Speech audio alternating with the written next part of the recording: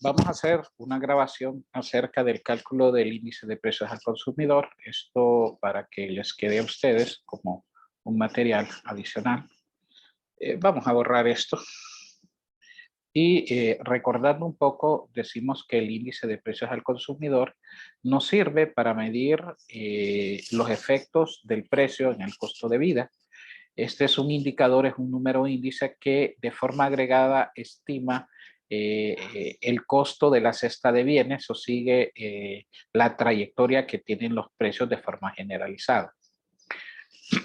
Recordando un poco, el costo de la cesta de bienes, en este caso no es más que la sumatoria del precio por la cantidad. Para estimar el índice de precios al consumidor, hay que recordar que nosotros utilizamos el índice de precios de las Peires, en donde no es más que la sumatoria de P sub n por Q sub 0 entre la sumatoria de P sub 0, Q sub 0. ¿Qué es lo que representa esto? Lo que representa esto es el costo de la cesta de bienes actualizada a precios vigentes entre el costo de la cesta de bienes del periodo base. Recuerden ustedes que nosotros decimos que o hay un supuesto en donde para calcular este índice dejamos congelados los precios, dejamos congeladas, perdón, las cantidades que se están consumiendo de los diferentes bienes y servicios que conforman la cesta de bienes y servicios que nosotros consumimos y que nos generan cierto nivel de bienestar. En este caso, entonces, empezaremos diciendo que vamos a asumir que el año 3 es el periodo base y por lo tanto es irrelevante que las cantidades del año 1 al año 5 de A cambien de 30, 32, 33, 32, 31 porque asumiremos que todas las cantidades todos los años esas cantidades son las mismas, 33, y lo mismo va a pasar para el bien B. En este caso, entonces, nosotros multiplicamos el precio vigente del año 1 por la cantidad consumida del periodo base de A, igual el precio del año 1 de B por la cantidad consumida del periodo base de B del año 3, en este caso, que es igual a 7.620. De la misma forma, sería precio del artículo A del año 2 por la cantidad que se consume en el año base más el precio del artículo de B del año 2 por la cantidad consumida base, la cantidad que se consumía en el periodo base del bien B. Esto es igual a 8.184. En este caso, hacemos el mismo procedimiento, precio por cantidad de A y de B. Y en este caso, para el año 3, nosotros tenemos 8.499. El índice correspondiente a ese año va a ser igual a 100. De igual forma, entonces nosotros hacemos precio del año 4 por cantidad del periodo base, tanto de A como de B, igual para el año 5, precio por cantidad del periodo base de A por precio por cantidad del periodo del año base de B. Entonces aquí ya tenemos nosotros lo que denominamos el costo de vida.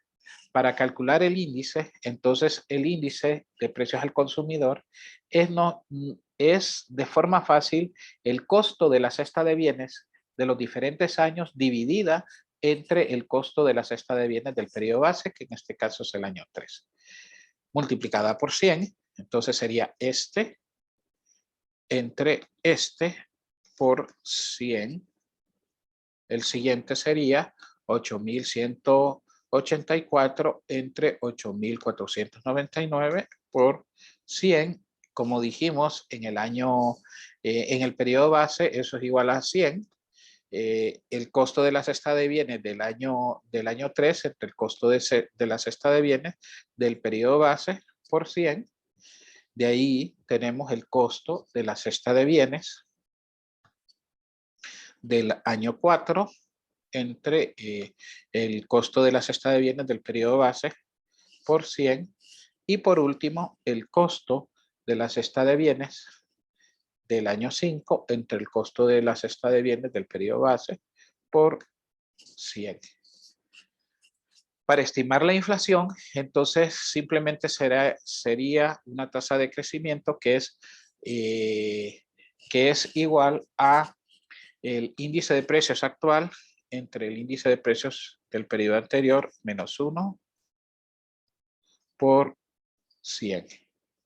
Igual el índice de precios actual entre el índice de precios del periodo anterior menos 1 por 100. Igual el índice de precios del año 4 entre el índice de precios del año 3 menos 1 por 100. Y por último, el índice de precios del año 5 entre el índice de precios del año 4 menos 1 por 100.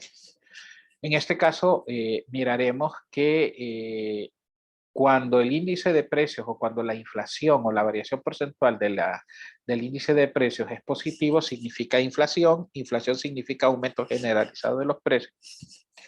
Y cuando nosotros estimamos y el índice de precios al consumidor o la variación del índice de precios al consumidor es negativa, entonces eso se le denomina deflación. La deflación significa una disminución generalizada de los precios.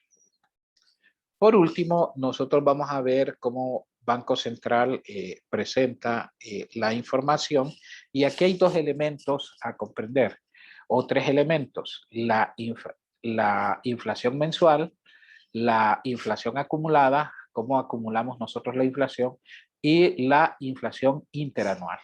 En el caso de la inflación mensual, simplemente es dividir el índice de precios al consumidor, en este caso de enero, del periodo actual entre el periodo anterior, que sería diciembre de 2019, menos 1 por 100. En este caso, la inflación correspondiente al mes de enero del 2020 era de 0.24. De ahí, para encontrar la de enero, la de febrero, perdón, es el índice de precios al consumidor reportado en febrero entre el índice de precios al consumidor reportado en enero menos 1 por 100. El de marzo, que es igual al marzo entre el índice de precios de febrero menos 1 por 100. El de abril, que sería el índice de precios reportado de abril entre el índice de precios reportado en marzo, menos 1 por 100. Es una tasa de variación porcentual y espero que recordemos nosotros cómo se estima esto. Ahora, ¿cómo será la inflación acumulada? La inflación acumulada es la sumatoria de las inflaciones mensuales. En este caso, la acumulada de enero a marzo sería la sumatoria de enero más la variación porcentual de febrero más la variación porcentual de marzo, y por lo tanto, de forma acumulada, nosotros tenemos una inflación de enero a marzo de 1.01.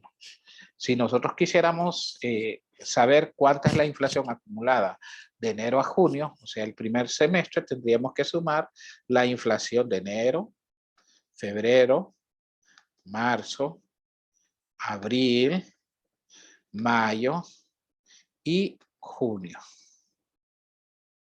En este caso, la inflación acumulada de enero a junio era de 1.19.